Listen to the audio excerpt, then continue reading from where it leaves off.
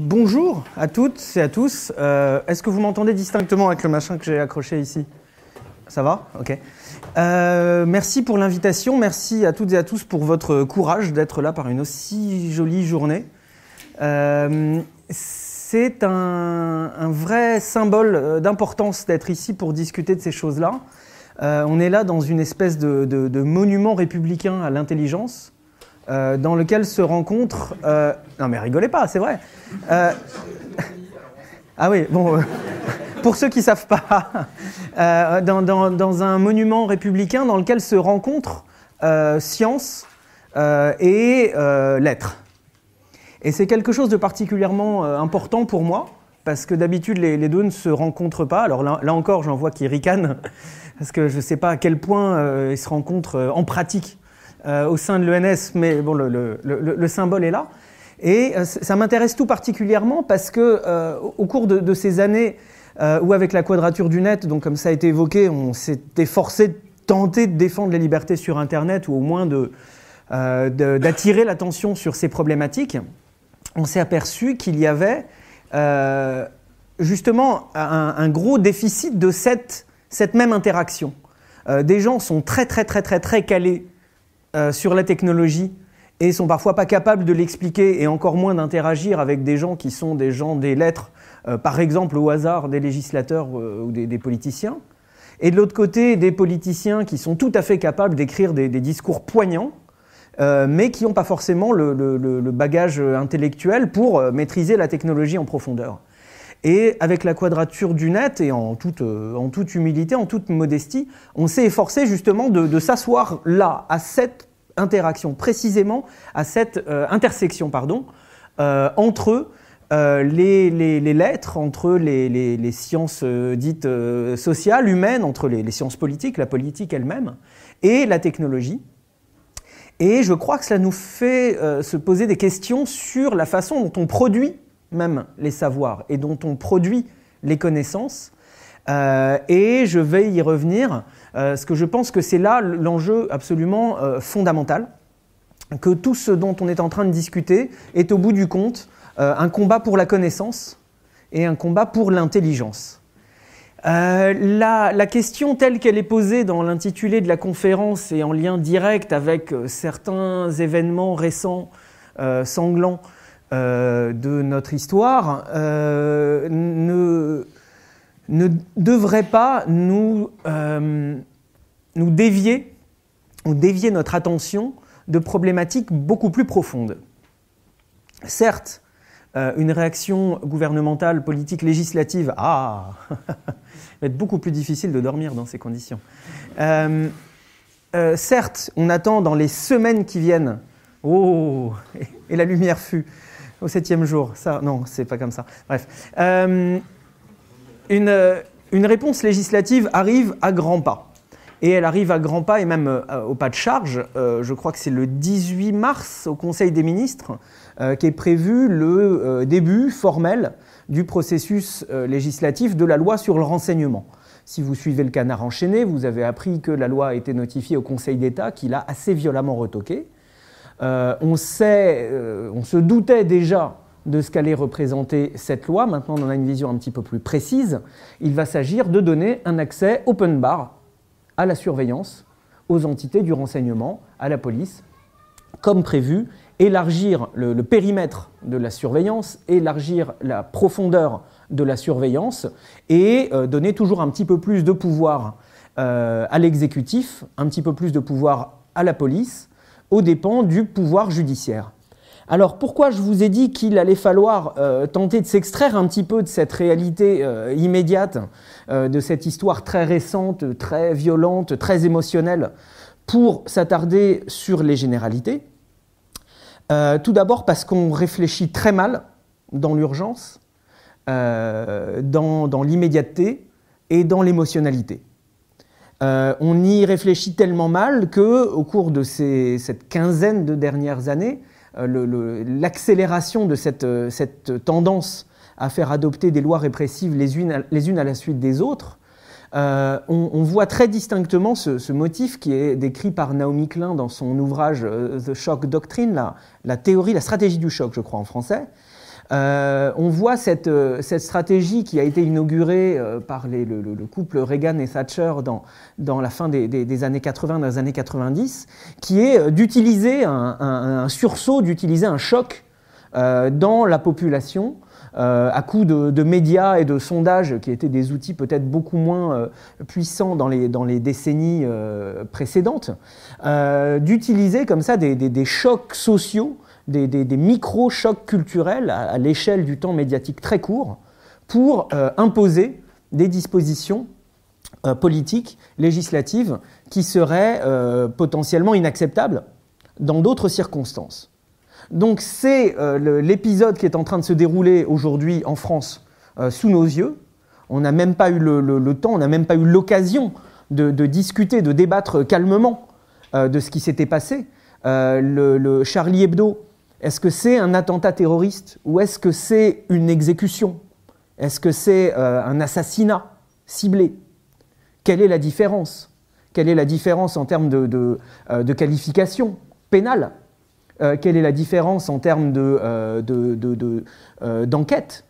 Quelle est la différence en termes de sanctions? Bon, il se trouve que les auteurs sont morts, mais ce débat, on ne l'a même pas eu. Un autre débat qui est voilà, quel renseignement, comment le renseignement, apparemment les auteurs de l'attentat ou de l'assassinat plutôt de Charlie Hebdo auraient été suivis pendant des années, puis la surveillance s'est arrêtée 6 mois avant. Avoir des détails là-dessus pour pouvoir débattre sereinement de la surveillance, on n'en a pas eu le temps, on n'en a pas eu l'occasion. Dès qu'on évoquait un petit peu ces sujets-là, on se faisait immédiatement traiter de sans-cœur pro-terroristes qui s'asseyaient là en dehors de l'Union nationale, je caricature à peine. Et on voit que voilà, 2 mois ou 2 mois et demi après ces événements, boum, une nouvelle loi qui évidemment, comme toutes les précédentes, va être adoptée dans le cadre d'une procédure d'urgence, qui est normalement une procédure exceptionnelle, mais qui aujourd'hui est utilisée pour les 2/3 des lois adoptées au Parlement en France. Donc la procédure d'urgence, au lieu d'aller-retour incessant entre l'Assemblée et le Sénat jusqu'à ce que les deux se mettent d'accord, on a seulement une lecture dans chaque chambre, et ensuite une commission paritaire mixte composée de 7 sénateurs et 7 députés qui vont négocier les points de désaccord, et le texte sera ensuite adopté. Donc un espace énormément réduit pour le débat public, mais aussi une fenêtre beaucoup plus réduite en termes de temps pour toute forme de débat. Et donc dans ces conditions-là, va être présenté un texte que le Conseil d'État a déjà étrillé, car il donnait trop de pouvoir à la police, trop de pouvoir au renseignement, étendait trop le champ de la surveillance.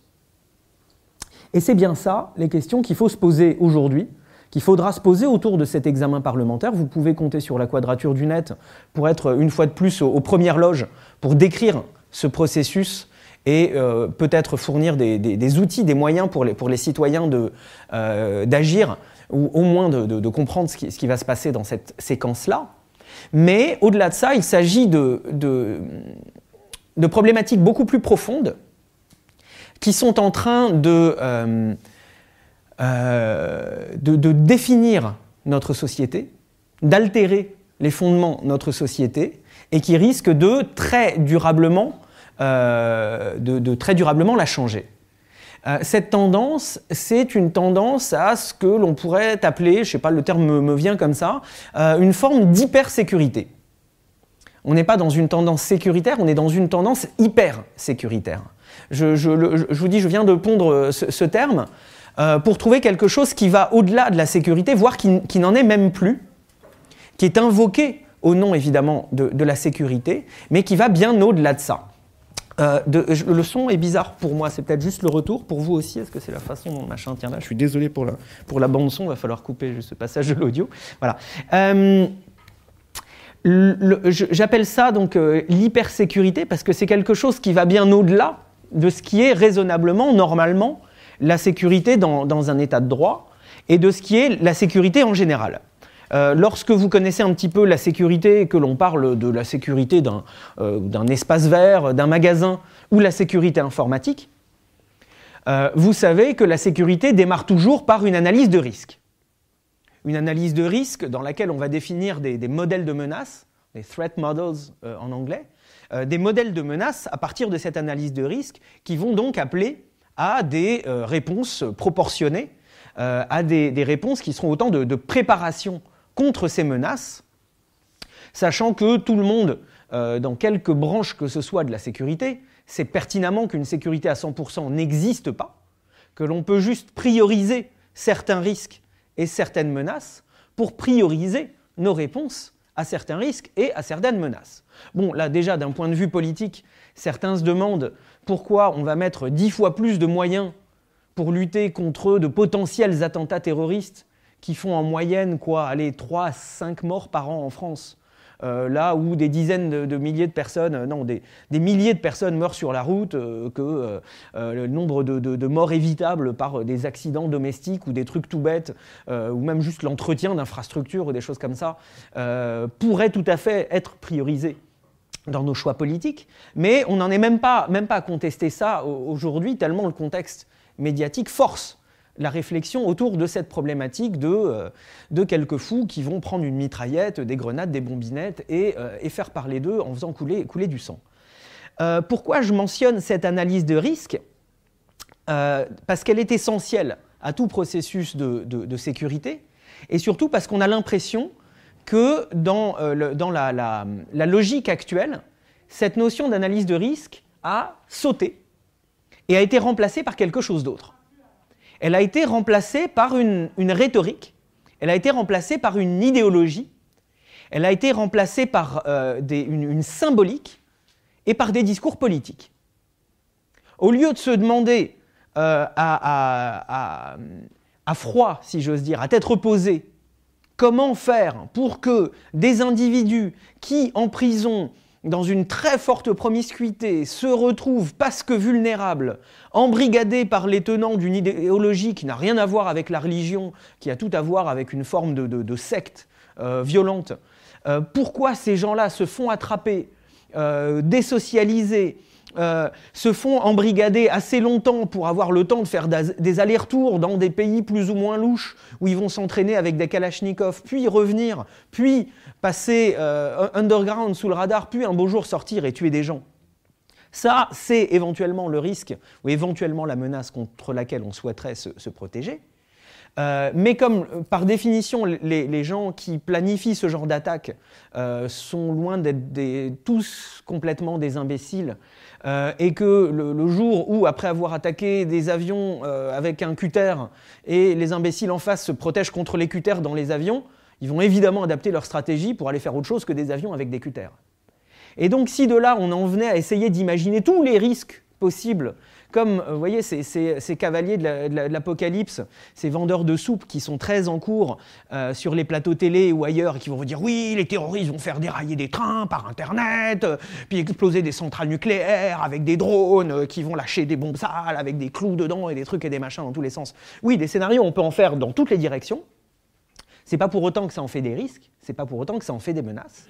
Et cette approche qui est de se dire on va essayer de se protéger contre tous les risques à la fois, même ceux que l'on n'a pas envisagés, conduit forcément à des dispositifs disproportionnés. Et ça, on le voit très bien avec j'aime pas parler des révélations de Snowden parce qu'il y a un caractère tout à fait religieux et ce brave homme n'est ni un héros ni un messie, mais un individu d'un courage exceptionnel qu'il nous faut saluer, mais dont tous les individus sont capables. Quand on va parler de héros, de demi-dieux, de trucs et de machins, on imagine que par définition, c'est quelque chose d'inaccessible, qu'on est hors de cette réalité-là, alors qu'on est tous potentiellement des Edward Snowden. On n'est pas tous des espions travaillant pour la CIA et la NSA, mais on a tous un cerveau, une conscience, potentiellement accès par notre fonction à des informations, des documents, et potentiellement ce choix, un jour, de rendre tout ça public en devenant lanceur d'alerte. Donc depuis que les documents de Snowden sont publiés, on s'aperçoit d'une chose, c'est que l'appareil sécuritaire déployé par le gouvernement US et propagé au-delà des frontières des US, notamment par le biais des accords avec les partenaires que sont GCHQ, l'équivalent de la NSA au Royaume-Uni, avec ses équivalents au Canada, en Nouvelle-Zélande, en Australie. J'en oublie un pour faire les Five Eyes, je ne sais plus. La Nouvelle-Zélande, merci. Bref, les pays anglo-saxons, on voit que cette devise sécuritaire, cette idéologie sécuritaire qui vient remplacer l'analyse de risque et qui vient comme une espèce d'incantation se poser là comme recours ultime contre toutes les menaces passées, présentes et à venir, on s'aperçoit que cette machine, non seulement est une catastrophe pour les libertés fondamentales, mais en plus qu'elle est parfaitement inefficace pour contrer la menace terroriste, au point où on en vient à se demander si ça ne fait pas partie de l'idéologie elle-même. C'est que la solution avancée contre le problème ne marchant pas, on va ainsi avoir la justification idéale pour aller toujours plus loin et pour toujours renforcer. Comme c'est une solution unique qui est censée marcher contre toutes les menaces et qu'on n'a pas accès à des données nous permettant de faire des études d'impact et de mesurer l'efficacité de la solution magique contre tous les problèmes du monde, alors la logique est que si ça ne marche pas, ça veut dire qu'il faut rajouter des milliards. Si ça ne marche pas, ça veut dire qu'il faut toujours aller plus loin. Et c'est ce que l'on constate depuis le 11 septembre 2001 aux États-Unis d'Amérique, où d'ailleurs le Patriot Act a été voté dès, je ne me souviens plus la date, mais c'était quelque chose en octobre, c'était quelque chose comme 3 ou 4 semaines après le 11 septembre 2001, que cette loi gigantesque qui changeait tellement de choses aux États-Unis a été votée, et il a été documenté à l'époque. Il ne s'agit pas du tout là d'une théorie complotiste ou quoi. Ce Patriot Act était déjà écrit le 11 septembre 2001. Juste les gens qui en étaient les promoteurs attendaient le bon moment pour le faire adopter. Donc on est exactement aujourd'hui en France dans cette même situation où des événements terribles, tragiques, violents, nous mettent tous un petit peu la tête à l'envers, nous font tous un petit peu perdre nos repères, nous font tous un petit peu peur, au point que l'on se retrouve à accepter à peu près n'importe quoi, et que ce à peu près n'importe quoi, c'est pas n'importe quoi du tout, ça correspond à une stratégie bien établie, bien ancrée, détenant d'une idéologie de cette espèce d'hypersécurité. Alors pourquoi je vous dis que cette tendance ne règle rien contre le terrorisme? Alors c'est pas moi qui le dis. Il s'agit de 2 études, une d'une commission, dont je ne me rappelle plus le titre exact, mais d'une commission de la Maison-Blanche, qui a été chargée par la Maison-Blanche de faire l'impact des politiques sécuritaires depuis le 11 septembre 2001, qui arrive aux mêmes conclusions qu'une étude de la New America Foundation, un think tank libertarien de droite à Washington, D.C., qui ont démontré tous les deux, je ne me souviens plus du chiffre dans la première, mais les conclusions sont concordantes. Dans l'étude de la New America Foundation, il est démontré que dans moins de 1% des attentats terroristes déjoués aux États-Unis, dans moins de 1% des cas, la surveillance de masse a été utile. Qu'est-ce que ça nous dit, ça? Ça nous dit qu'avec certitude, cette même surveillance de masse est utilisée à des fins d'espionnage industriel. On le sait, c'est tous les employés de Petrobras, l'opérateur énergétique brésilien, c'est tous les employés de Belgacom, c'est quelques-uns des employés de Gemalto, dont les clés de chiffrement des cartes SIM de la plupart des opérateurs du monde ont été subtilisées pour là encore permettre la surveillance de masse. C'est de l'espionnage politique, tout le monde se souvient du téléphone de Merkel, mais ça n'est que la pointe que l'on voit ressortir, alors on sait pertinemment que ce sont des pays entiers, que c'est les communications téléphoniques de l'Afghanistan tout entier qui ont été interceptées et enregistrées par les États-Unis. Donc ce que l'on voit, c'est que cette surveillance de masse n'est pas utile contre le terrorisme, parce que, évidemment, les terroristes ne vont pas s'appeler au téléphone pour dire « Eh oh, à la Wakbar, on va demain à l'ambassade avec les bombes pour tout faire péter », parce que ce serait beaucoup trop facile, et qu'ils le savent très bien. On sait que les gens qui avaient autour de Ben Laden se passaient des messages via des mules qui utilisaient des téléphones jetables dont les cartes SIM étaient partagées. Et ça, c'était déjà le cas en 2001. Parce qu'on sait très bien que même le plus imbécile des terroristes a quand même une vague idée que les communications électroniques sont surveillées et va tout simplement ne pas utiliser des emails en clair, ne pas utiliser un téléphone ou ne pas utiliser des technologies qui tombent naturellement dans le périmètre de cette surveillance. On le sait aussi parce que les moyens vraiment efficaces pour contrer le terrorisme et pour contrer le crime organisé, le grand banditisme et toutes ces choses-là. On n'est évidemment pas dans le monde des bisounours, et on sait très bien qu'il y a des gens mal intentionnés qui œuvrent chaque jour et qu'il est nécessaire d'utiliser la force de l'État pour les contrer. Mais ce qui marche pour les contrer, c'est la surveillance ciblée. Et ça, les enquêteurs, les gens sur le terrain, vous le disent.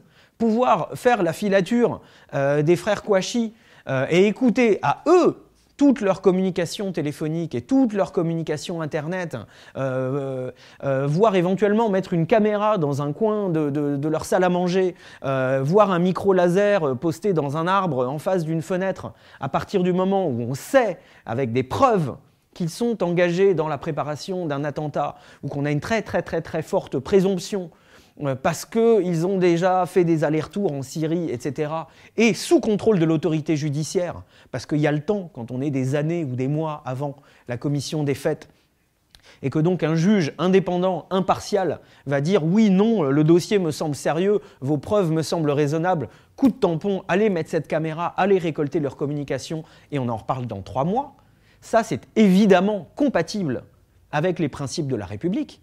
C'est évidemment compatible avec tous les principes républicains de la séparation des pouvoirs, de l'état de droit et de la protection des libertés fondamentales. Maintenant, quand on parle avec ces mêmes enquêteurs, eux vous disent qu'ils n'aiment pas trop se faire emmerder par le juge et qu'ils n'aiment pas trop qu'on regarde dans leur tiroir, que quand ils font une erreur, ils aiment bien que ça ne se sache pas trop, ils aiment bien ne pas avoir trop de sanctions. De la même façon qu'ils aiment bien avoir la capacité de mettre des micros partout, avoir plein de micros hyper perfectionnés. Donc eux vont toujours demander à avoir plus de pouvoir et à avoir plus de budget et à avoir moins de contrôle de leurs activités. Quelque part, c'est normal. On comprend la logique de l'enquêteur qui fait bien son boulot, qui, pétri d'intérêt général, va se crever la paillasse nuit et jour, attendre dans des petites camionnettes pas chauffées, avec des sandwichs dégueulasses et du café froid, parce qu'il croit œuvrer pour l'intérêt général et parce qu'il œuvre pour l'intérêt général. On imagine bien que de son point de vue, avoir à passer un coup de fil au juge tous les 2 jours ou tous les jours pour lui raconter, avoir envoyé des papiers, des trucs et des machins, on comprend bien que c'est emmerdant. Eh bien, ce que l'on dit aujourd'hui, ça n'est rien de plus que ça. C'est que pour se donner les moyens de l'efficacité d'une lutte contre le terrorisme et contre le crime organisé, qui serait compatible avec les principes démocratiques, il faut 2 choses, au moins 2 choses. Il faut, 1, faire une étude d'impact, et donc un inventaire des pratiques de surveillance existantes, de toutes les pratiques de surveillance existantes. Je vous ai fait là un petit inventaire à la Prévert en disant on peut déjà aller regarder tous leurs emails, aller ceci, aller cela. C'est déjà dans la loi aujourd'hui. Si vous avez des présomptions fortes qu'un individu est sur le point de commettre des actes terroristes, les enquêteurs peuvent déjà aller écouter les communications téléphoniques, ça se fait depuis longtemps, aller accéder à toutes les traces de communication électronique par la rétention administrative des données, ça veut dire 1 an de tout ce que vous avez fait avec votre accès à Internet, où on va voir tout ce que vous avez cliqué, tout ce que vous avez tapé sur Google, tout ceci et tout cela, ou de la même façon, on va voir si vous avez passé 1 an à chiffrer toutes vos communications, ce qui veut peut-être aussi dire que vous tentez de vous protéger contre quelque chose. On peut aussi aller mettre un microphone ou une caméra chez la personne.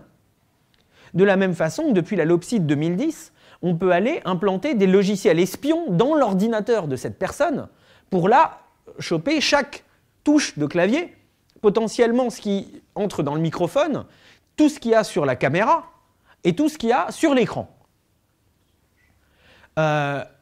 Donc si la personne est en train de chiffrer toutes ses communications et qu'on se dit « Ah, on pense qu'elle va commettre un acte terroriste », on regarde ses données, on voit que tout est chiffré, on se dit « Là, il y a un loup », paf, on peut aller introduire un logiciel espion, et on peut le faire soit via Internet, en lui montrant une fausse page, cliquez ici, boum, trou de sécurité, Firefox, Internet Explorer, JavaScript, coup de tête balayette, l'affaire est dans le sac.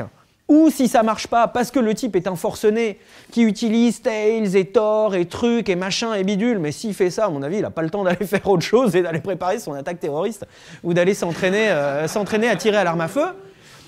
Si c'est le cas, alors on peut carrément entrer chez lui, ouvrir son laptop, mettre une petite clé USB et en 3 secondes, roule ma poule, l'affaire est dans le sac. Donc, sachant qu'on a tout ça sur la table, j'allais dire que demande le peuple? Non, que demandent les services? Que faire de plus? Et donc, il est nécessaire d'avoir tout ça en tête, mais aussi d'avoir en tête ce qui n'est plus dans le périmètre de cette surveillance ciblée, mais dans le périmètre de la surveillance de masse. Qu'est-ce que l'on fait aujourd'hui en France dans le domaine de la surveillance de masse? Je pense que vous en avez entendu parler juste avant. Sans parler forcément du matériel de la marque Cosmos ou de la marque Amesis, rien qu'avec le vote de la loi de programmation militaire fin 2013, c'était fin 2013 je crois, oui c'était novembre 2013, ça va tellement vite. Non, c'est en novembre, pardon, en novembre 2014, c'était la loi antiterroriste, la LPM c'était en janvier ou février 2014.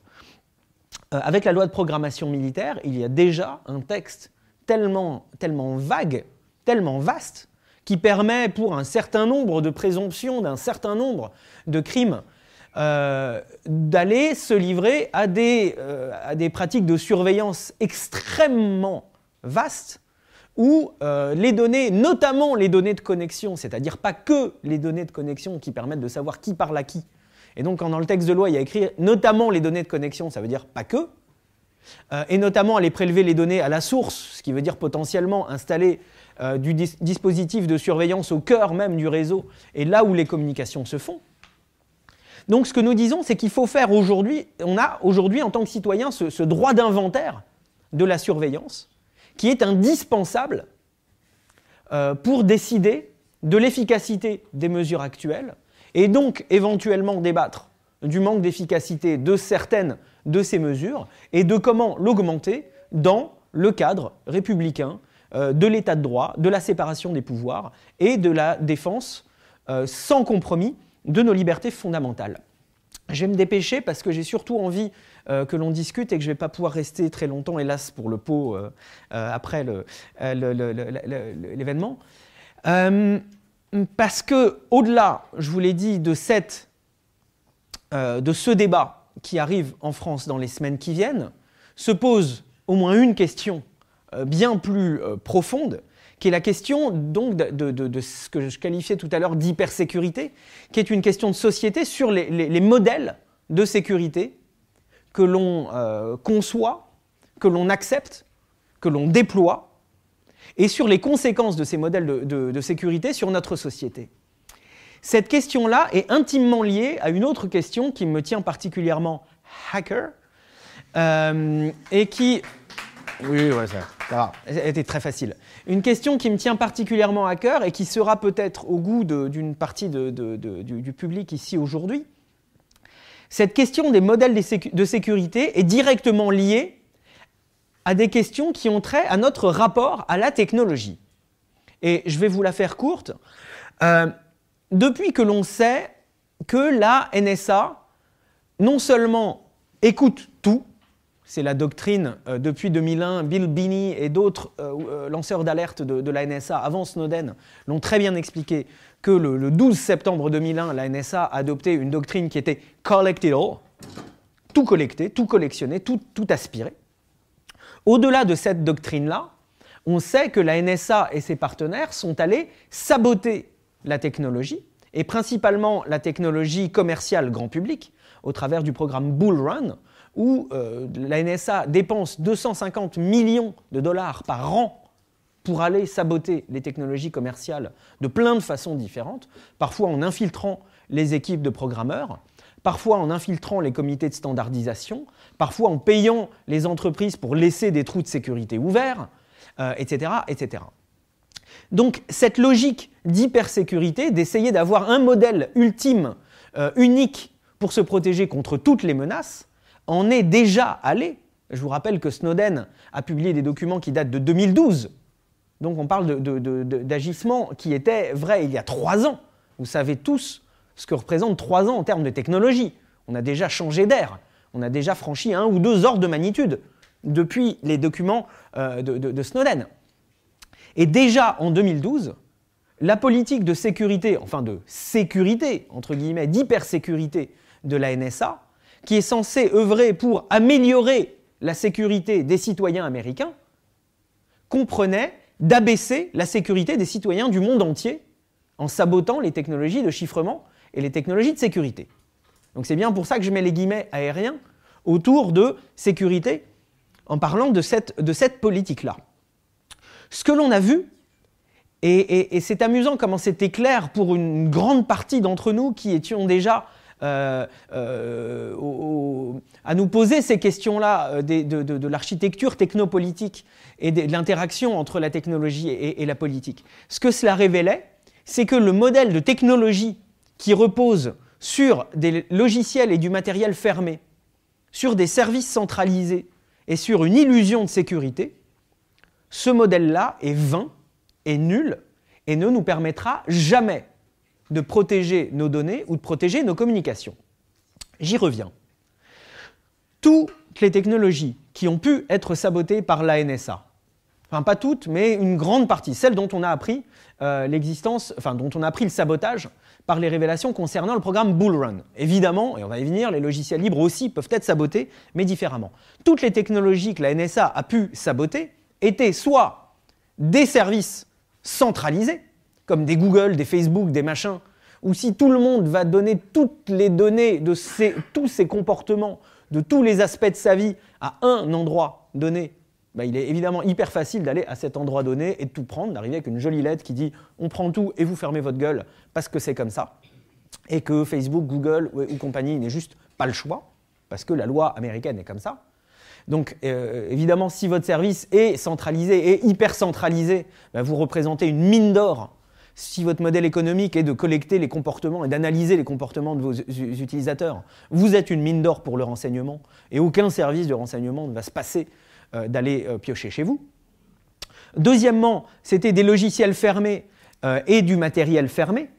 C'est parce que les produits d'Apple ne sont pas des logiciels libres qu'il y a pu y avoir pendant des années ce bug qui a été documenté comme un bug, mais qui en réalité est une fonction décidée par Apple, que des mises à jour se font automatiquement au travers d'iTunes sans que vous le sachiez et sans que vous le voyiez, et que ce bug des systèmes Apple a été abondamment utilisé pour aller infiltrer des logiciels espions et installer des logiciels espions sans que personne ne s'en aperçoive. Évidemment, si c'était du logiciel libre, si on voyait le code source du machin iTunes qui dit « Ah, quand il a le dos tourné, sans rien demander, tu acceptes les mises à jour », il suffirait de rajouter 3-4 lignes de code qui dirait « Bonjour, est-ce que tu veux, oui, non, cette mise à jour ?» Et il suffirait de cliquer sur « Non » quand on n'en veut pas, ou qu'on vient juste d'ouvrir son ordinateur portable dans le hall d'un hôtel bizarre, dans un pays bizarre, et que « Oh, il y a une mise à jour qui se met étrange ». Ça, et l'illusion de sécurité. L'illusion de sécurité qui vient en grande partie du marketing. Vous dire, oui, grâce à Apple, vous êtes plus beau, vous êtes plus intelligent, tout marche tout seul, faites-nous confiance. Grâce à Google, vous ne devez plus même vous poser la question de ce qu'est un serveur, d'où sont vos données. Fermez les yeux. Vous avez un petit cadenas ici. On vous met un petit pouce, un petit logo avec un machin doré autour qui dit certifié. Et voilà la sécurité.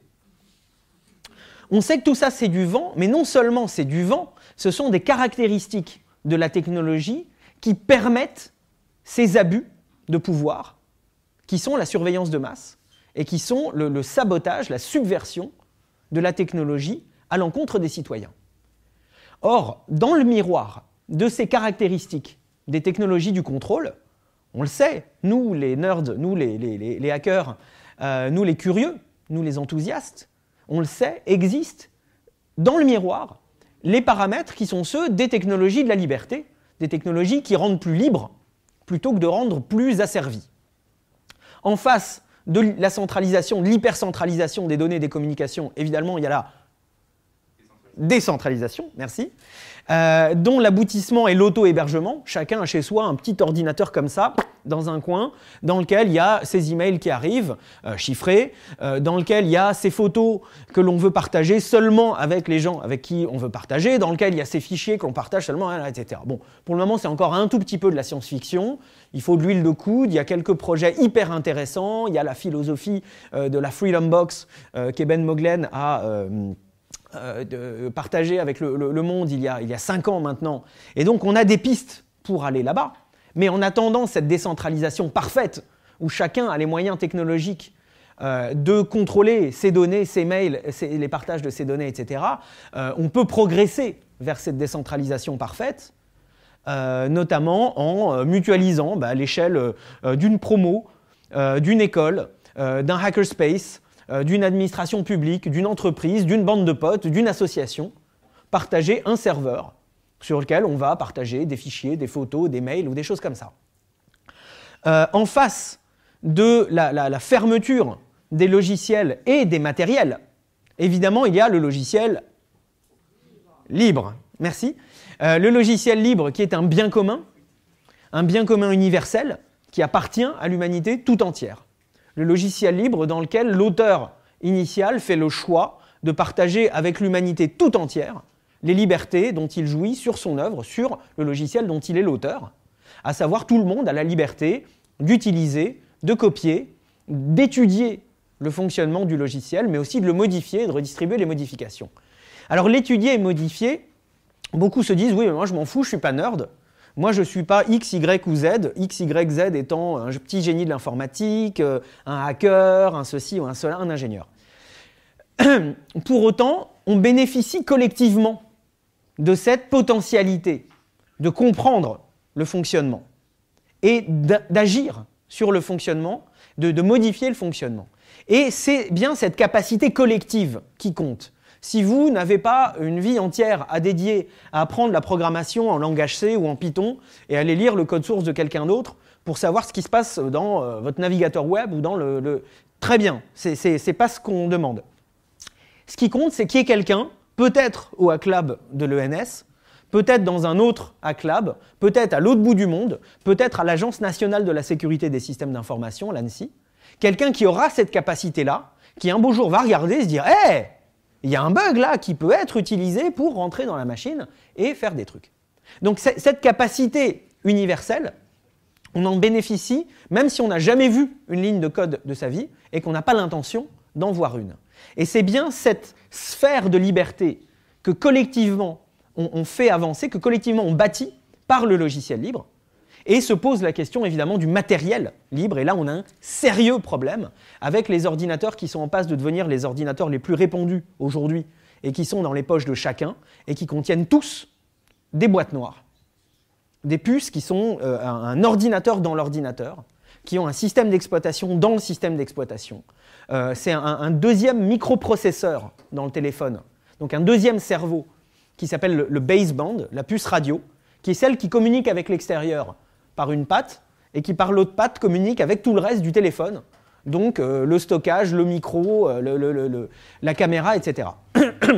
Dans certaines spécifications techniques des fabricants, lorsque vous voyez les deux microprocesseurs de l'ordinateur mobile décrits, celui que vous utilisez tous les jours pour lancer des apps et des machins comme ça s'appelle le processeur esclave, et le processeur baseband, celui dont vous n'avez pas accès aux spécifications, que vous ne pouvez pas contrôler, qui est accessible à distance, qui communique avec l'extérieur et qui communique avec tout le reste, est lui appelé le processeur maître. Vous voyez combien l'architecture même de la technologie est pensée depuis maintenant plus d'une dizaine d'années avec en tête cet objectif de pouvoir contrôler les communications, les données et donc les individus. Donc la question du matériel libre, elle est ouverte. On est à des kilomètres de ça, autant sur le logiciel libre, on a avancé, autant sur les services décentralisés, on a avancé, autant sur le matériel libre, on est à poil. On peut tenter de passer des coups de fil avec un Raspberry Pi, mais on ne va pas aller très loin, et le Broadcom du Raspberry Pi lui-même n'est pas libre, donc non, ça compte même pas le Raspberry Pi. Avec un Arduino, on aurait vraiment l'air malin. Troisième point, en face, et je vais conclure, je m'aperçois que je suis déjà en train de prendre beaucoup plus de temps qu'initialement prévu. Troisième point, face à l'illusion de sécurité, où vous fermez les yeux, vous cliquez bien fort sur le cadenas, et vous vous assurez, une fois les yeux ouverts, qu'il y a bien le logo en forme d'étoile dorée avec un cadenas dessus qui dit « Certified ». En face de ça, il y a une vraie sécurité qui est aux mains de l'utilisateur, qui implique donc une prise en main, une appropriation par l'utilisateur, et je vais y revenir dans ma conclusion. Une prise en main et qui s'appelle le chiffrement de bout en bout. Dans le modèle Faites confiance, c'est le chiffrement dit point à point, où de votre téléphone à la tour là-bas, la communication est vaguement chiffrée, chiffrouillée. Et de toute façon, vous ne pouvez pas choisir quel chiffrement. Donc on vous dit c'est sécurisé, d'accord, on veut bien le croire. D'ici à l'antenne, c'est sécurisé. Mais entre l'antenne et le reste du réseau, ça l'est pas. Ah, bizarre. Et il se trouve que la NSA s'est introduite dans tout Belgacom, l'opérateur téléphonique belge qui gère les communications du Parlement européen, de la Commission européenne et du Conseil, parce qu'il y a toujours un endroit dans le réseau où les communications ne sont pas chiffrées. Bravo l'artiste. Avec le chiffrement de bout en bout, c'est simple. Non, c'est pas simple, mais vous générez une clé de chiffrement, je génère une clé de chiffrement, on s'échange nos clés publiques et on les vérifie, et à partir du moment où on ouvre un canal de communication, on estime qu'on a un niveau de confiance suffisant dans la technologie, on a besoin de ne faire confiance à personne d'autre. Pas besoin de faire confiance à Orange, à Google, à Apple, à Microsoft ou à qui que ce soit. On est les seuls acteurs de la sécurité que l'on a entre nos mains, enfin nous et les maths et les gens qui implémentent les maths, mais s'ils le font en logiciel libre, là encore on a cette potentialité collective d'action et de participation. Mon point le plus important ici, c'est que ces technologies du contrôle que je décrivais tout à l'heure reposent toutes sur le fait de subtiliser la connaissance de l'utilisateur final. Fermez les yeux et cliquez ici. Apple, ça marche tout seul. Sur Facebook, vous allez faire plein d'amis, tout va très bien, ayez confiance. C'est parce que vous ne pouvez pas savoir où vont vos données dans un machin comme Facebook ou Google. Est-ce que Google et Facebook savent de vous, que vous acceptez de les utiliser? Si vous saviez que Google et Facebook savent quelle page vous lisez au moment où vous la lisez, à partir du moment où vous avez un jour eu un compte chez eux, et où cette page affiche soit une publicité Google, soit utilise le moteur d'analyse web de Google, soit affiche un bouton Google+, soit affiche un bouton Facebook Like, ce qui doit représenter à peu près 99% du web si on exclut Wikipédia. Non, le porn a aussi des trucs comme ça, je pense. Je sais pas. Si vous saviez le type de données qui sont collectées et ce qui est fait de ces données, à savoir que Google met ensemble dans un profil unique qui vous connaissez, quand est-ce que vous êtes réveillé, quand est-ce que vous ne l'êtes pas, ce que vous cherchez, quel type d'article vous lisez, sur quel site, ce que vous regardez comme produit par rapport à ce que vous achetez comme produit, les profils des gens que vous regardez par rapport à ceux que vous cliquez, et que tout ça se fait agréger avec Facebook, avec truc, avec machin. Si vous le saviez, si vous le voyez écrit noir sur blanc dans un document intelligible, évidemment que vous partiriez tous en courant, que vous fermeriez vos comptes Facebook et vos comptes Google. De la même façon que si on pouvait voir le code source de Apple macOS ou de Microsoft Windows ou de la fameuse puce baseband d'un ordinateur mobile comme celui-ci et qu'on voyait fonction non documentée, possibilité d'accéder à distance pour qui frappe bien à la porte et dit le bon mot de passe et accès open bar à tous les fichiers, à tous les trucs, à tous les processus en mémoire, eh bien évidemment qu'on ne les utiliserait plus. Donc d'un côté, on a des technologies qui sont bâties avec cet objectif de contrôle, avec cette illusion d'une hypersécurité qui marcherait pour tout le temps, et qui repose sur le fait d'avoir en permanence la possibilité de contrôler les données, les communications, donc les individus, et qui repose sur l'ignorance et sur la fabrication de cette ignorance chez l'utilisateur. De l'autre, on a des technologies qui n'existent que lorsqu'elles ont été appropriées par l'utilisateur, lorsque l'utilisateur a fait la démarche active de les prendre en main pour les comprendre. Et ces technologies n'existent que parce qu'elles sont partagées et reposent sur le partage de la connaissance et cette capacité universelle que l'on a à les comprendre et donc ensuite à les modifier. Ces deux modèles qui s'opposent, je pense, sont la meilleure illustration que l'on puisse avoir aujourd'hui de ces deux logiques, de ces deux idéologies qui se confrontent, l'une basée sur le contrôle et qui implique de maintenir les populations dans l'ignorance, l'autre basée sur la liberté et qui implique la prise de conscience, le partage de la connaissance et l'appropriation de la technologie par les individus. J'ai commencé cette discussion en disant qu'on est ici au lieu de l'interaction entre les lettres et les sciences. C'est pour ça que je trouve que c'est particulièrement important. Comme je trouve qu'il est particulièrement important qu'il y ait un Hack Lab ici à l'ENS, c'est parce que je suis convaincu que ce n'est qu'en se faisant rencontrer les lettres et les sciences que l'on arrivera à briser ces vieux engrenages, si j'ose dire, qui sont ceux d'une espèce de forme de technophobie ambiante, de sentiment d'infériorité technologique qui est entretenu par les médias, aussi peut-être par un système éducatif qui est la plupart du temps défaillant lorsqu'il s'agit de l'éducation à la technologie, qui est entretenu aussi par le marketing de ces mêmes entreprises, pour faire penser à tout le monde que « Ah, mais moi je suis nul, moi je suis pas un ingénieur, moi je suis pas un hacker, moi je suis pas un génie, donc je ne peux pas comprendre. Cet écran noir avec des lettres blanches dessus, c'est de la magie, je ne peux pas comprendre. » Tant que les uns et les autres seront maintenus dans cette illusion qu'ils ne peuvent pas comprendre, qu'ils ne peuvent pas devenir acteurs de la technologie, qu'ils ne peuvent pas s'approprier la technologie, alors peut-être que l'on ne pourra pas avoir de société plus libre. Et on a du pain sur la planche, et je suggère que l'on s'y mette dès à présent.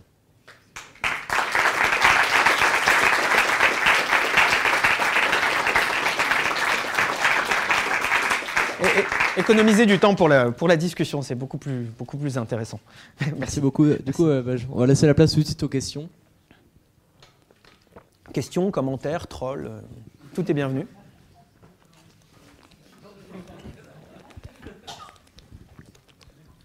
Tu as parlé de la loi sur le renseignement qui va bientôt arriver au Parlement. Est-ce que tu as un quelconque espoir sur le fait que le Conseil d'État l'a retoqué? Question qui a l'air très facile comme ça, et pourtant...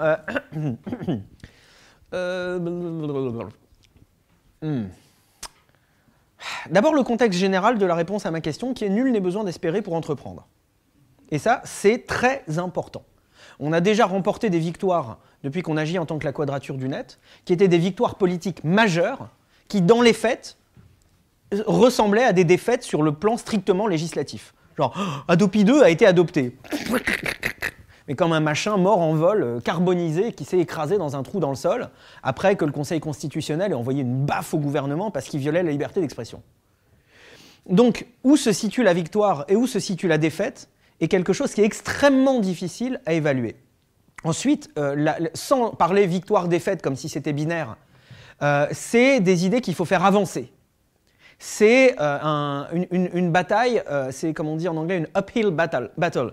Donc une bataille que l'on mène à flanc montant. Donc on a à faire un effort très largement supérieur à celui de notre adversaire qui est avantagé par sa position plus haute. Donc on sait que c'est quelque chose qui va durer bien au-delà de la loi renseignement, bien au-delà du gouvernement Valls, bien au-delà du mandat, et peut-être du second mandat, après un deuxième tour contre Marine Le Pen, parce que c'est le calcul qu'ils font en ce moment, et que c'est pour ça qu'on en est là, de François Hollande, bien après les mandats de Marine Le Pen, s'il y en a, etc. C'est quelque chose qui prendra au moins aussi longtemps que le temps qu'il a fallu pour subvertir la technologie, et on sait depuis 2013, sur les documents de 2012, que ça fait plus de 10 ans que des milliards de dollars ont été investis pour ça. Donc une réponse à la question, c'est je te garantis qu'on ne va pas, boum, changer le monde, on a gagné à l'issue de la loi sur l'enseignement. Ce que l'on sait aussi, c'est qu'à chaque fois qu'il y a un débat législatif et politique, et à plus forte raison lorsqu'on a une bande de représentants qui ne savent pas très bien de quoi ils parlent, c'est souvent par notre intelligence collective qu'on les mouche et qu'on arrive à mettre nos enjeux, notre vision des choses, nos arguments sur la table. Donc à chaque fois, c'est comme une tribune, c'est comme une opportunité pour nous de nous exprimer. Ensuite, le propre des internets sur ces questions politiques, c'est précisément de gagner des batailles ingagnables. Si tu m'avais demandé 4 ans ou 3 ans, ou 2 ans avant, est-ce qu'on allait gagner contre ACTA, le Anti-Counterfeiting Trade Agreement au Parlement européen? Bon, je t'aurais dit que oui, en vrai. Mais 100% des analyses politiques disaient que non. Bon, on a gagné tout de même. Donc ces phénomènes émergents, avec des masses critiques qui sont très rapidement franchies, où tu as 100 personnes qui râlent, tout le monde s'en fout, puis le lendemain 1000 personnes râlent, tout le monde s'en fout, le lendemain 10 000 personnes râlent, tout le monde s'en fout, le lendemain 100 000 personnes râlent, et boum, c'est la première page dans les journaux. Parce que ça fait piouf, comme ça. Donc on ne sait pas.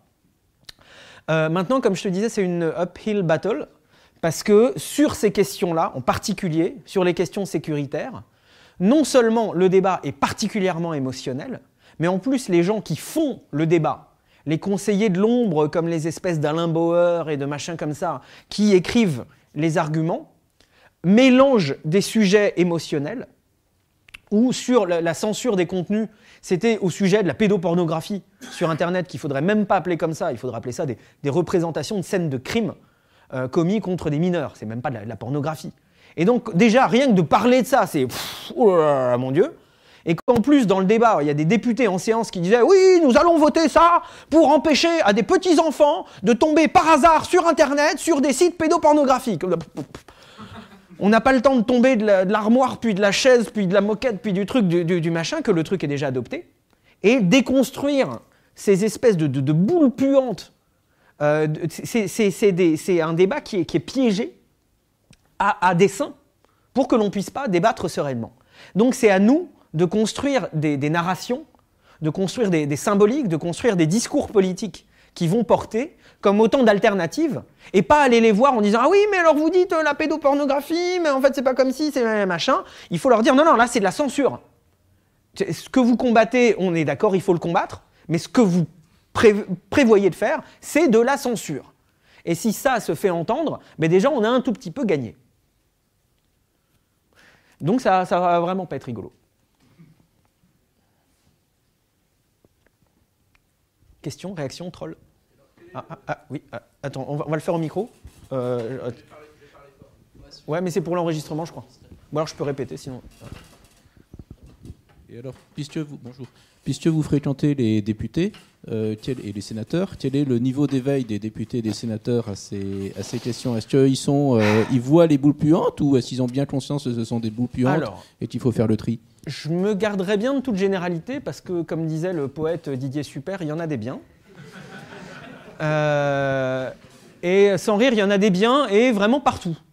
Moi, c'est un des trucs qui m'a le plus surpris quand j'ai été vraiment très en contact avec des députés, c'est de voir des gens pétris d'intérêt général, volontaires, bosseurs, prêts à prendre des risques, en voir peu, mais en voir dans tous les groupes politiques. Et c'est justement quand on est capable de parler avec les gens dans tous les groupes politiques et de les faire consciemment ou inconsciemment bosser ensemble, c'est comme ça que l'on gagne. Le problème, c'est que particulièrement sur ces sujets-là, tout le monde a la trouille. Et les seules sources d'informations disponibles pour les députés, c'est les services de renseignement. Et les services de renseignement, leur métier, c'est d'intoxiquer et d'orchestrer des rumeurs et d'instrumentaliser. Donc, ils font ça très bien. Et surtout, on leur donne l'impression d'entrer dans le secret des dieux. On va vous faire visiter notre base de Rony, ça pour les gendarmes, on va vous faire visiter notre siège, accéder au sein des saints, on vous donne telles informations, mais parce que vous avez machin, on vous donne le coup de tampon, on vous dit un truc confidentiel défense, et là on vous répond « Ah non mais vous savez, quand on sait ce que je sais, voilà, on sait que vous avez tort ». Et j'en ai vu un comme ça, il s'appelle Machin Sipel, il est socialiste, je crois qu'on dit encore comme ça, qui est à la commission défense, et qui est une espèce de spécialiste des questions de sécurité, comme Urvoas, qui est spécialiste des questions de sécurité, etc. Et le nombre de conneries à la minute que ces gens-là sont capables de sortir est particulièrement impressionnant. Et j'ai vraiment l'impression qu'ils se font intoxiquer à la source, donc, par les gens des services, par les gens des services des enquêteurs aussi, pas que les services secrets, des services spéciaux, mais aussi par les gens de la police et de la gendarmerie, par les gens qui ont un intérêt dans ce débat-là, qui ont un intérêt à avoir plus de budget, plus de pouvoir et moins de contrôle de leurs agissements.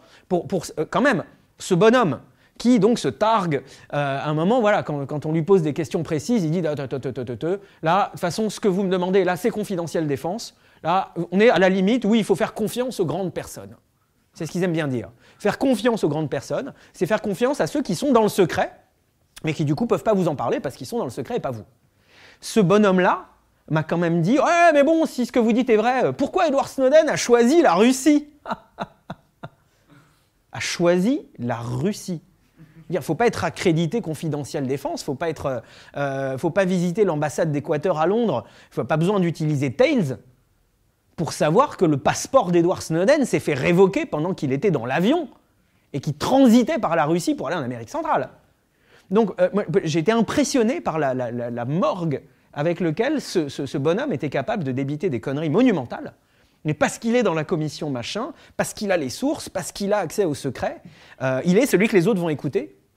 Et ça rend le débat public particulièrement difficile. Et c'est un petit peu la logique de Wikileaks, à la base, de dire le secret est utilisé pour cacher des crimes, pour cacher des mensonges d'État, et quand c'est le cas, abattre le secret permet la lumière, permet la transparence, permet aux citoyens de comprendre et permet le débat public.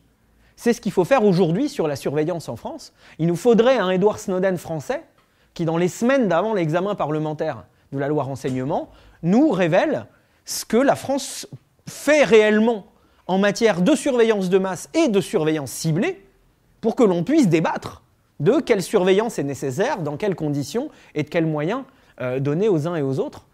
Pas sûr que ça se passe. Une petite question sur la deuxième partie, sur la peur de la technologie et tout ça. Est-ce que justement la ligne de commande, par exemple, doit forcément s'opposer aux belles interfaces d'Apple et tout ça? Ou est-ce qu'on ne peut pas imaginer avoir un moyen simple, beau aussi, de sécuriser ces communications et un truc. Enfin, pourquoi le chiffrement doit être compliqué après tout? Excellente question, excellente question. Alors, j'ai un vague pressentiment, ça me prendrait peut-être un petit peu de temps à développer, la théorie n'est pas encore tout à fait sèche, que opposer confort d'utilisation à maîtrise technologique, c'est un petit peu comme opposer sécurité et liberté. C'est deux choses qui sont faciles à présenter comme étant en conflit l'une avec l'autre, mais qui en réalité sont des dimensions complètement différentes. Pourquoi ? Parce qu'on peut toujours améliorer le confort d'utilisation de la technologie. C'est sûr, et on doit le faire. C'est un objectif général. Mais je pense qu'il y a une limite dure, une espèce de plafond de verre infranchissable, qui vient du fait qu'il y a un certain nombre de choses à comprendre et à savoir. Dans un produit Apple, tu cliques, ça marche. Wouh ! Avec un produit de chiffrement bout en bout de logiciel libre, il faut que tu saches que tu vas générer une clé, que tu as besoin de générer une clé pour protéger tes communications, pour ensuite la générer.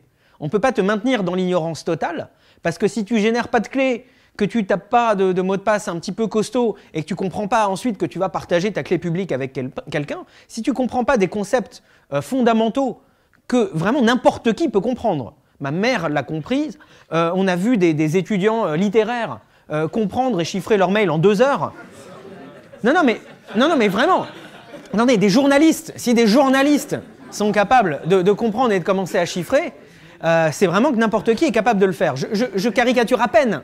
Mais écoutez, aujourd'hui, dans mon keyring GPG, je dois avoir presque plus de journalistes que de hackers. Plus de journalistes et d'activistes que de hackers. Dans ces 2 dernières années, le nombre de journalistes et d'activistes que je connais qui ont commencé à utiliser GPG a été multiplié par 10. Ça prouve bien que ce n'est pas un truc réservé aux hackers. Juste, ça fait 2 ans que les journalistes et les activistes se disent « Ah ouais, là on est vraiment dans la merde ». Genre professionnellement, au cœur de ce qu'on fait, de ce qu'on a une obligation morale et financière et personnelle de protéger, on a un vrai problème, et ben donc on va s'y mettre, donc on va comprendre. Donc le problème, si ça doit en être un, je ne suis même pas sûr que c'en soit un, c'est que pour utiliser les technologies qui rendent plus libres, il y a plus de choses à comprendre que pour utiliser les technologies qui sont faites pour te contrôler.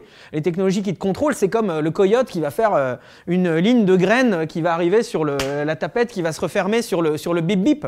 C'est très simple, il y a un panneau qui dit « free food ».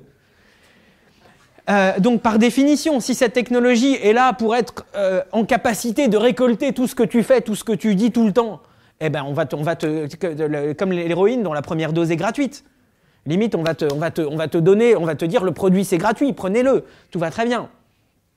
Donc il y a ce différentiel qu'il y aura toujours plus à apprendre, toujours plus à comprendre pour les technologies qui rendent plus libres, mais que ce bagage intellectuel est à la portée de tout le monde.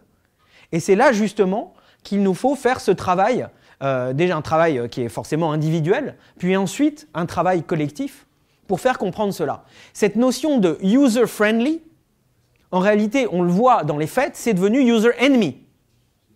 C'est des technologies qui font des choix à votre place, pas parce que vous êtes plus beau, plus intelligent, que ça marche mieux, etc., mais pour mieux vous contrôler. Et de l'autre côté, ah, je ne comprends pas parce que je ne suis pas ingénieur, c'est juste je n'ai pas encore appris, je n'ai pas l'expérience et je n'ai pas encore eu le temps, l'envie, la motivation d'apprendre. Mais regardez d'un petit peu plus près ce qui se passe dans le monde, je pense, est en train de donner l'envie à plus d'un. Et je pense que là, c'est vraiment des éléments symboliques qu'il faut vraiment déconstruire. D'un côté, ce truc qui marche tout seul et qui donc est friendly et amical, et de l'autre, ce truc oh là là, trop compliqué, qui est donc un peu ennemi.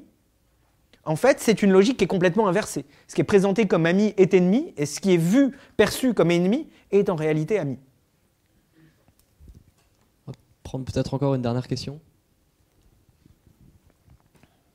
Oui, il y a un truc qui est intéressant dans ce que tu racontes sur une espèce de construction du discours hyper sécuritaire et de ce que ça implique comme réaction législative, etc. C'est qu'on perd de vue un élément qui me semble essentiel dans l'idée de contrat social. C'est on ne se pose plus la question d'essayer de comprendre ce qui peut se passer dans la tête des dirigeants politiques pour pouvoir mettre en place de telles infrastructures de surveillance globale de la population. C'est-à-dire, en gros, il faut être complètement paranoïaque pour se lancer dans ce genre d'infrastructure. Et quand je dis paranoïaque, c'est au sens médical du terme. C'est-à-dire que, franchement, si vous avez déjà eu des gens complètement parano autour de vous, vous savez que vaut mieux les fuir, parce que c'est vraiment difficile d'interagir avec eux. Et en l'occurrence, on se rend compte au fil des ans qu'on a à la tête des pays des gens qui sont totalement paranoïaques et qui ne pensent qu'à une chose, c'est à contrôler l'ensemble des populations. Une quête impossible, mais c'est ce qui s'est passé. Et ça, c'est un truc qui est perdu de vue parce que le discours est plus sur la sécurité, l'irrationnel, ce que tu as expliqué au début de ta conférence. Je suis d'accord avec ça, mais ce n'est pas nécessairement tout le temps le cas. La paranoïa au sens clinique, au sens psychopathologique, est quelque chose qui est très incapacitant. Les gens qui sont psychotiques, paranoïaques, pour même plus interagir avec leur entourage. Après qu'il y ait des psychopathologies qui soient très présentes chez les dirigeants politiques, je ne sais pas s'il y a eu des études là-dessus, mais ça me semble tout à fait crédible. Mais surtout, ce que l'on voit, effectivement, oui, c'est une sorte de psychopathologie d'État.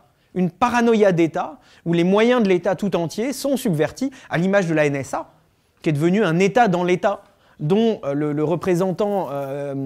c'était pas Clapper, c'était Clapper et pas Hayden, a menti au Congrès US. Donc une institution qui devient tellement puissante qu'elle devient un État dans l'État avec un budget quasiment illimité et qui devient en capacité d'obtenir du législateur tout ce dont elle a besoin. Si on devait parler de pathologie, on parlerait ici presque d'un cancer au sens d'un amas de cellules qui est devenu autonome et qui commence à œuvrer contre l'autre d'une façon incontrôlable et qui en vient jusqu'à subvertir les ressources de l'autre jusqu'à le faire mourir. Donc oui, on peut développer ce genre d'analogie, mais je pense sincèrement que si la paranoïa d'État est un fait, si la paranoïa de certains individus au sein de l'État est un fait, l'ensemble du processus que l'on constate est un mélange entre cette paranoïa et cette ignorance dont on discutait plus tôt, qui est instrumentalisée par les États dans l'État que sont en train de devenir les services de renseignement d'une part, par les idéologues de cette hypersécurité, par les marchands de camelotes que tu connais très bien, comme les Amésis et les Cosmos, etc., pour qui plus de délire sécuritaire veut dire plus de contrats derrière, qui étaient en mal d'un ennemi intérieur et d'un ennemi global depuis la chute du mur en 89, et qui, depuis le 11 septembre 2001, l'ont retrouvé et ont besoin que cet ennemi existe pour continuer à honorer les contrats et à continuer de voir tomber les ventes. Donc cette ignorance, cette partie d'une ignorance instrumentalisée est celle sur laquelle on peut agir. Quelqu'un qui est complètement paranoïaque, il faut le documenter, et s'il est au pouvoir, il faut le virer de là où il est, il faut l'envoyer quelque part où il va se reposer. Mais il n'y a pas grand-chose à faire contre sa paranoïa si le dirigeant est paranoïaque. Donc j'aime à penser aux domaines sur lesquels nous, en tant que citoyens, on a le plus de agency, de marge de manœuvre, de capacité d'action. Et cette capacité d'action, on l'a sur l'ignorance instrumentalisée. Aussi, dans ce que tu dis, le fait que cette paranoïa d'État conduit inexorablement à des mesures injustifiables, là aussi, on a tout le temps vu ça dans l'histoire, et c'est même pour ça qu'existent les contre-pouvoirs. C'est pour ça qu'existe la séparation des pouvoirs. C'est pour ça que l'autorité judiciaire est indépendante et impartiale. C'est pour ça que le législateur, en théorie, est indépendant de l'exécutif.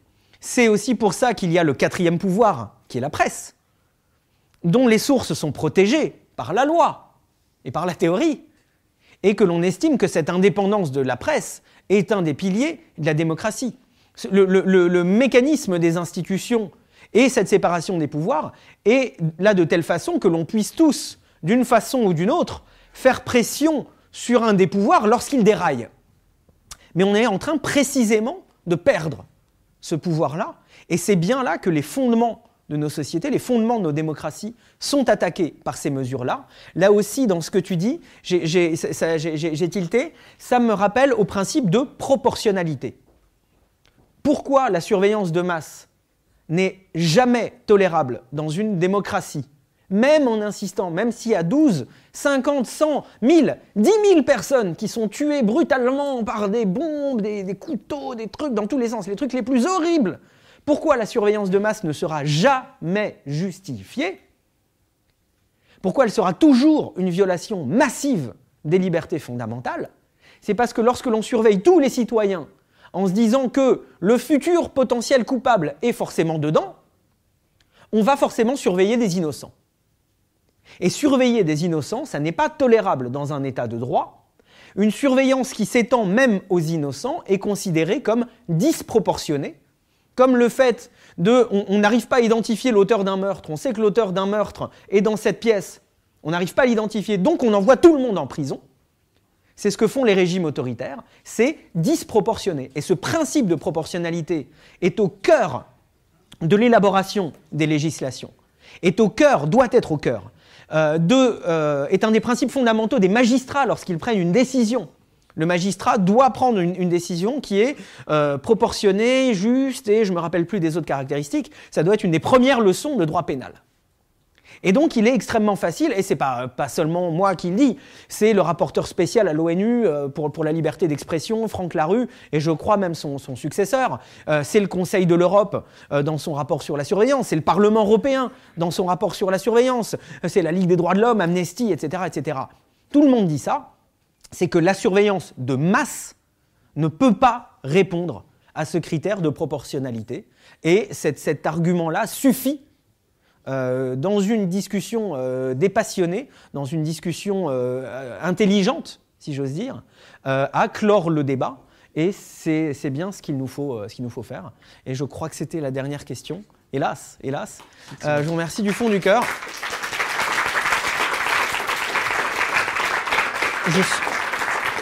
Merci.